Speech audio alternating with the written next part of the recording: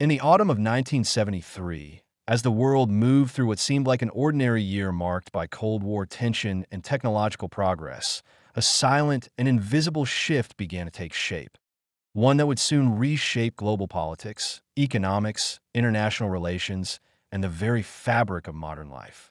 The year would ultimately be remembered not for cultural achievements or scientific discovery, but for an event that shook the world's foundations: the 1973 oil crisis.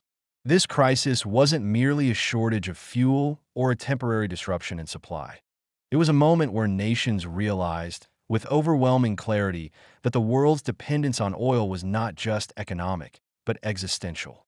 What unfolded after October 1973 would redefine geopolitical power and force both energy producers and consumers to rethink everything they believed about security, vulnerability, and the global balance of influence. To understand the crisis, one must first grasp the atmosphere of the early 1970s. The world was still adjusting to the complexities of the post-World War II order. The United States had emerged as a global superpower. Europe was rebuilding and integrating, and many Middle Eastern countries, newly independent or recently transformed, were attempting to secure political sovereignty while navigating the interests of foreign powers. Oil, discovered in the Middle East at the beginning of the 20th century, had quickly become the essential fuel for modern civilization. It powered cars, heated homes, supported electricity grids, fueled industries, and kept military machines running. The global economy, by 1973, was effectively built on crude oil. Yet the relationship between oil-producing nations and Western consumers was deeply unbalanced. Most Middle Eastern countries lacked both the infrastructure and the political leverage to control their own resources fully. Western oil companies, known collectively as the Seven Sisters, determined prices, extracted profits, and held enormous influence. However, political winds were changing. The rise of Arab nationalism, the formation of the Organization of Petroleum Exporting Countries, OPEC, and growing resentment over Western control created a sense of collective purpose among producers. By the late 1960s and early 1970s, OPEC countries were increasingly determined to reassert authority over their oil. The final trigger for the crisis came with the outbreak of the Yom Kippur War on October 6, 1973.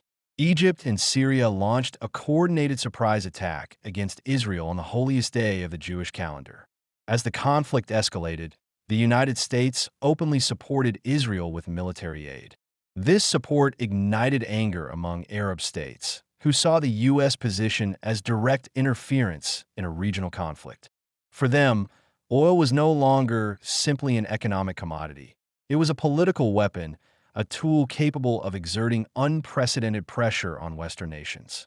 On October 17, 1973, Arab members of OPEC announced a bold and historic decision. They would cut oil production and impose an embargo on countries that supported Israel. The nations targeted included the United States, the Netherlands, Portugal, and later several others. Production was immediately reduced by 5%, with further reductions planned each month until political objectives were met. Suddenly, the world's largest oil-consuming countries were forced to confront a reality they had long ignored. Their energy security was not guaranteed. The impact was instantaneous and dramatic. Within weeks, oil prices quadrupled, from about $3 per barrel to nearly $12. Economies that had grown accustomed to cheap and abundant energy were thrown into confusion.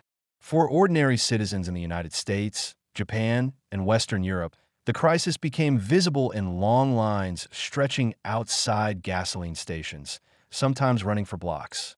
Drivers waited for hours, hoping to fill their tanks before supplies ran out. Some states implemented rationing systems based on license plate numbers. Odd numbers could buy fuel on certain days, even numbers on others.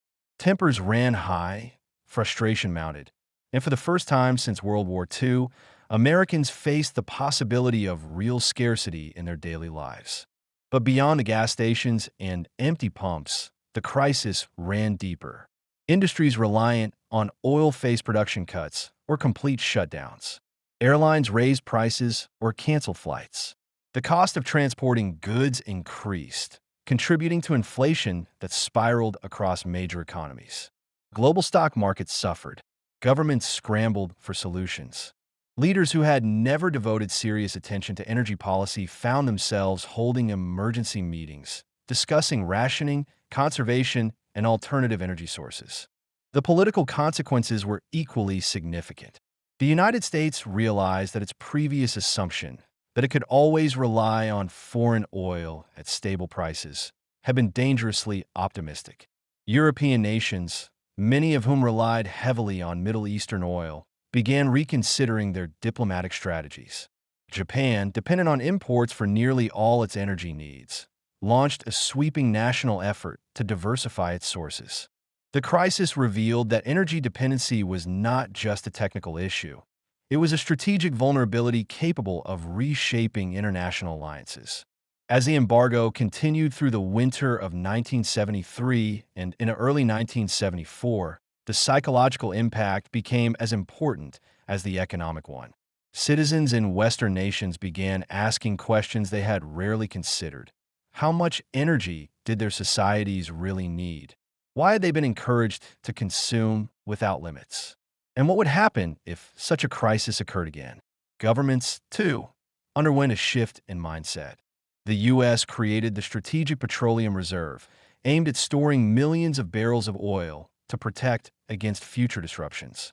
European countries strengthened cooperation in energy policy, eventually contributing to what would become the modern European Union's energy framework. Meanwhile, in the Middle East, oil-exporting countries saw their revenues skyrocket. This influx of wealth transformed cities like Riyadh, Abu Dhabi, Kuwait City, and Doha.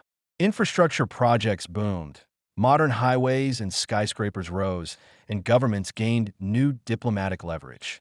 Oil had always been valuable, but after 1973, it became a central instrument of geopolitical power. The crisis officially ended in March 1974, when the embargo was lifted following diplomatic progress in the Arab-Israeli conflict. But the effects lasted far longer. Inflation continued to impact Western economies for years. Politicians incorporated energy policy into their long-term planning.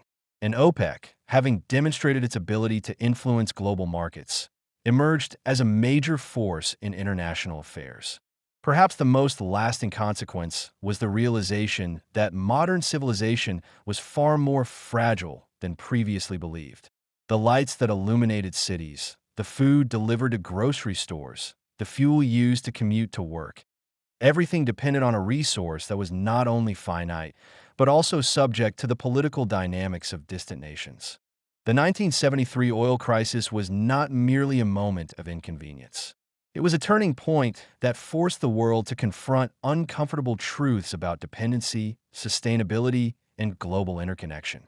As historians look back, the crisis is often cited as the moment that ended the post-war economic boom. The decades that followed would see recurring energy concerns, new oil shocks, and increasing awareness of the need for alternative energy sources.